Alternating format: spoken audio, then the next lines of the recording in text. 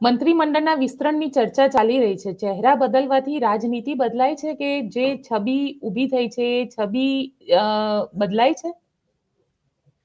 ગોપીબેન, ચહેરા બદલાવાથી કમિશન બદલાય.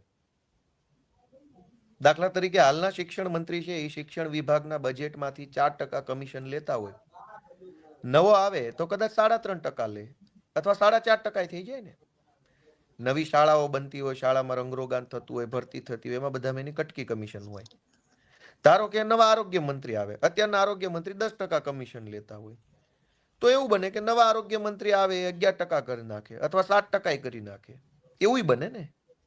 અથવા ધારો કે ગૃહમંત્રી આવે, અત્યારે દારૂના, ડ્રગ્સના, જુગારના, ગેરકાયદેસરની પ્રવૃત્તિના જે હપ્તા ગૃહમંત્રી સુધી પહોંચતા હોય, કોઈ નવા ગૃહમંત્રી આવે તો ભાઈ એમ કે ભાઈ હવે મારે 5% કમિશન નહીં, મારે 7% જોશે.